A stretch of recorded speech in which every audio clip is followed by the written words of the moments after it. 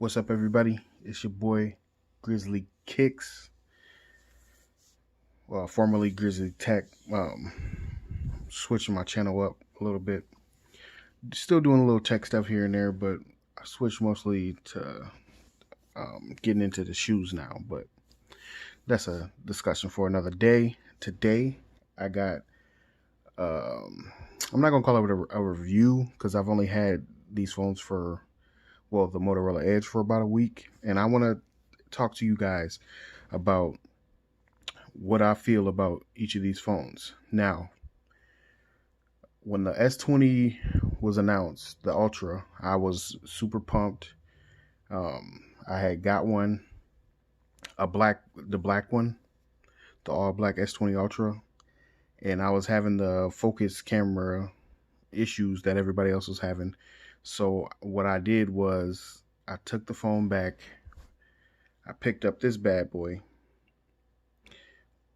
And then, so basically, I was planning this. This was gonna be my phone for like the next, year or so. Sorry about the light glare, but this was gonna be my phone for the next year. And I want to talk to you today about why I think I'm just gonna return this one and stick with the Ultra. Now, you might ask, why would I pick up another Ultra? Well, for one, when I had it the first time, I loved the phone. There was just one thing that super bothered me, and it was the camera. And back then, I heard that there was only certain models or certain phones that were having the focus hunting issues, and then I heard that it couldn't be fixed by software. So that scared me a little bit. The Motorola Edge Plus got announced and released, so with basically the same specs as the S20 Ultra. So I picked this one up, hoping that this will be my phone to keep for the next year. Now, don't get me wrong, I love a lot about this phone, but in the end, the Samsung just won me over. Now, just because this is my decision to keep the S20 Ultra over the Edge Plus, it's not like about a popularity contest, because Samsung is pretty big here in the US. I want to tell you about, because I'm a huge Motorola fan, especially like all the budget phones that they make, like those phones. Like I have the G6, G7. I've had the new what's that one with the stylus? The new small one with the stylus. That phone is amazing. It's a super good value. It's like $300. But let me tell you a couple reasons why I'm gonna pass up on the Edge Plus and keep my S20 Ultra. Now, the camera is not doing it justice. You can't really see the quality of each of these screens. I got them both on pretty much max brightness. Yeah, I do.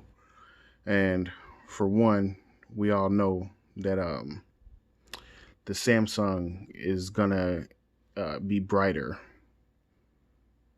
higher nits on the Samsung. So you're always gonna have a brighter phone there. So a couple of my main reasons why I like the Samsung phone a little better. Now, I don't really have any issues with the Edge on the Motorola Edge Plus. Yeah, they wrap around the side. A lot of people worried about accidental touches, like when you hold in your phone in your palm, which you don't really have that issue with the S20 Ultra. You just hold the sides and you can swipe and all that stuff, and you ain't gotta worry about touching the sides. Now, I have had accidental touches on the Edge Plus, but it's not nothing that I couldn't have dealt with if I decided to keep the phone.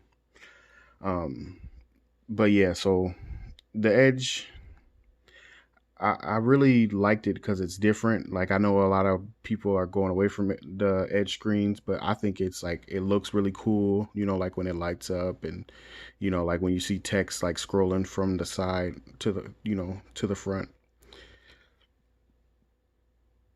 like that. There, you can see it go off the edge. So that's not one of the negatives for me.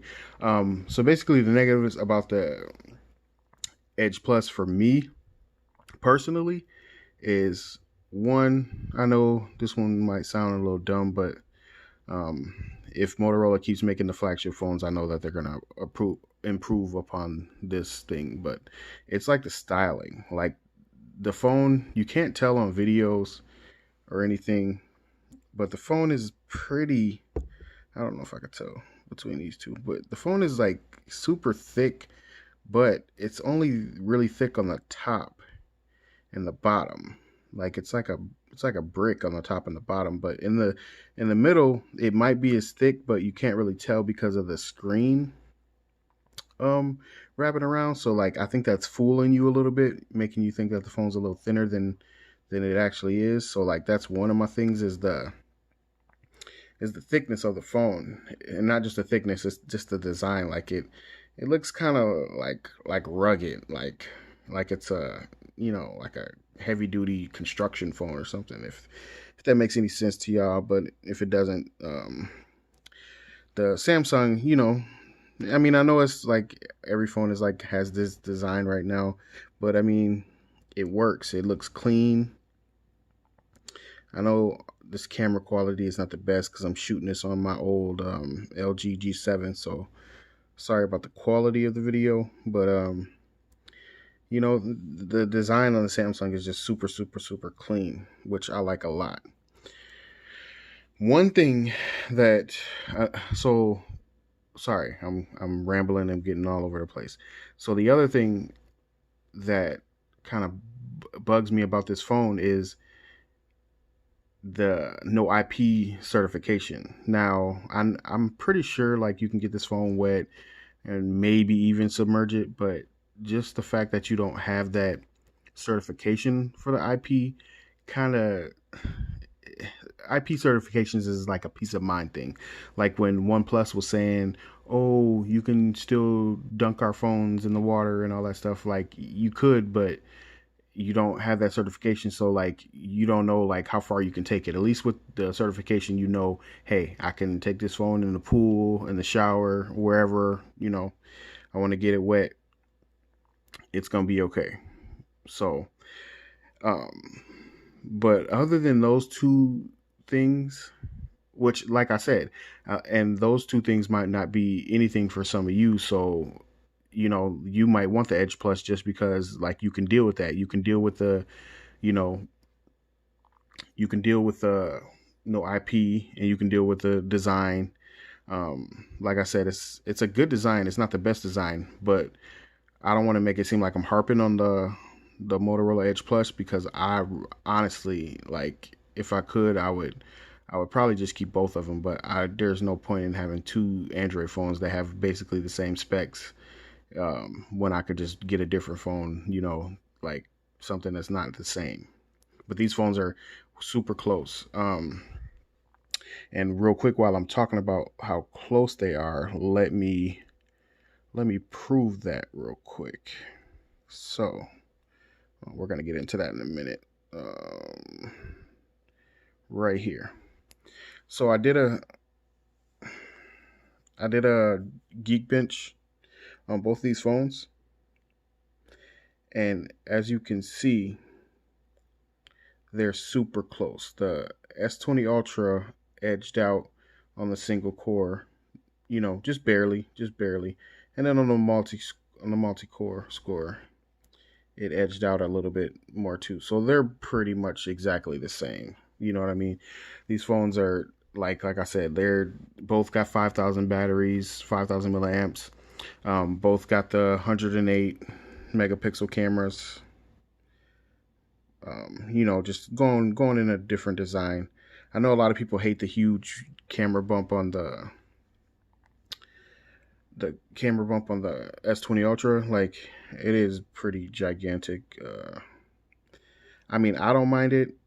To me, I like the design over this design. I just feel like it looks a little bug-eyed, like all the different lenses and they're all spaced apart differently. I feel like this is a little more clean, even though it's a gigantic hunk of just glass in the middle of more glass. But yeah. So comparing these two, what I would say is better on the Edge Plus is, I would say, the speakers, for one, get a little louder to me. Um, so Motorola didn't make a false claim when they said like pretty much best speakers on the market, because the speakers on the Edge Plus, they're super, super, super, super loud. And I mean, Samsung, they do their thing. The speakers are pretty loud, but to me, on the Edge Plus, the speakers are, and maybe that's got something to do with this, huge top and huge bottom, super thickness. Maybe they got some little tweeter subwoofers in there, but Samsung's, they're decent. One thing that surprised me about the Motorola Edge Plus that I was not expecting to be good, because I mean, I know like Samsung has had issues with the camera, and with the updates I've actually had no focus hunting, if you want to believe that or not. The Motorola Edge Plus camera is way better than I expected it to be. I just thought it was going to be, a little bit better than like a mid-range phone, but um it's actually a lot better than I thought it would be. And that goes to my next point. I'm going to actually pull up the pictures between these two phones and we're going to compare. So give me a second. No editing. I'm doing this all in real time. Where's my gallery? Let's get it popping. So, first picture. Up-tempo Air Max. I want to try to get a good quality. Now, I don't know how, so I'm sorry about the camera quality once again, but if you're looking from my angle, the Motorola Edge Plus out of these two phones, I feel like takes the more crispy pictures. Like the detail on the Motorola Edge Plus. Like, look at that detail. And look at the Samsung. Now, I feel like the Samsung, in a lot of pictures, it like oversaturates the colors, which everybody knows that's like a Samsung thing. They saturate the colors. So, like, I'm not a photographer or nothing like that, so I just take, like some quick pictures and then I'm just comparing the two. So like on this one, I kind of like the Samsung's better. Now, let me turn the brightness back up. Maybe that'll help. Okay, and then on this one, let's turn it up a little bit more.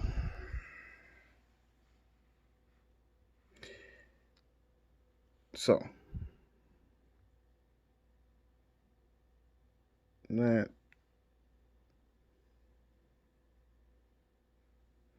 So on this one, Samsung is saturating the colors a little bit more, but to me it looks a little cleaner. The white pops a little bit more on here, so sometimes it turns out good when Samsung oversaturates a little bit the colors, but I mean sometimes it can get real ugly. But again, the Motorola took a super high quality picture. I know this G7 camera is not doing it justice. It's just looking a little blurry, but take my word for it, super super crispy picture on the Samsung. Now let's check this one. Now this one, I noticed a big difference. Now, I don't know if the camera is going to show it to you, but that G on the Ultra is way more crispy clean than this G on the S20. So it definitely killed the S20 on this one. Like, this picture is super crispy and this one is not. So now this one, this is where the tables turned.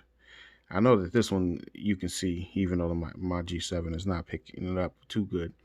Now my gold PS4 controller is actually gold on the Samsung, so I don't know if they had anything to do with the saturation, but on the Motorola, it just looks dull, and it doesn't look as dull as it actually. It looks more gold than it does dull, like on a Motorola. So like, This is my last picture though. And these ones, like, I feel like might be my most like evenly matched picture quality. These ones are like, it picked up the text good and shining, and the whites both look white. And like I said, on the Samsung you get better whites on the Samsung, but I guess looking through this G7 camera, the camera comparison is, it's hard to tell. But like I said, I don't want this to be a crazy long review. I love both of these phones. This Motorola is a super nice phone. It's just that I'm really deep in the, like how there's like the Apple people and they got the Apple Watch and the iPad and all that stuff. Well, I kind of, I'm an Android person at heart. So like, HTC used to be my favorite, and then Samsung stepped their games up. And so like now I have the Samsung Watch, the Galaxy Active 2. I have the S6 tablet. I have Samsung wireless chargers, which actually fast charge a Samsung phone and don't fast charge this phone. And that's another thing too, like about this phone, is that 18-watt charger. For a fast charger, it's on the lower end of the spectrum. Charges pretty slow, if we're going to be honest. But the Samsung doesn't charge much faster. It's not like a OnePlus phone or anything like that. I mean, both these phones have 5,000 milliamp batteries, so like neither of them charge that fast. But with this big of a battery, you shouldn't have to charge as fast, if I'm gonna tell the truth. But if you got any questions, like, I've been playing with both of these phones for about 24 hours. I'm not gonna keep the Motorola much longer, but I've pretty much tested everything, the benchmarks and everything, and both these phones are super closely matched. The Samsung has a little bit bigger screen. One more thing before I go that I want to touch on is the screen. So like, a lot of people are, I guess that's the new thing, the past couple years, is everybody wants the crazy refresh rate, which I don't get, because most apps and everything don't even let you take advantage of the the 90 hertz or the 120 hertz. So like, yes, this phone does a 120 hertz, but I'm a screen quality over the how fast I can scroll through some icons. So I would rather have this screen at the 1440p versus taking advantage of like the 120 on here, or sorry about that, or the 90 on here. Like, I don't get it. Like, it's cool, it's nice to have if you can throw that on top of me having a better quality screen, but at the end of the day, I'm gonna pick 1440p over 90 hertz. Now, I know they say Huawei is doing it. Now, if you give me the 120 hertz and 1440p, sign me up. Because I just love screen quality over how fast I can scroll through some icons. So, but don't get me wrong, like, this phone is like super quick. Like, the 90 hertz is amazing, but I like, right on here I'm running this the 60 hertz because I got the 1440 on. And that's just me. I know some people are going to say, oh, well, this is the reason why I need the 90 hertz or 120. Miss me with it. But anyway, both these phones are amazing. If you got any questions, I know I made this video a little bit longer than I wanted to. I probably missed on a couple things that I wanted to talk about, but I just want to, just in the comments, if you got any questions about either or, I can answer them. Just, let me know. So, peace.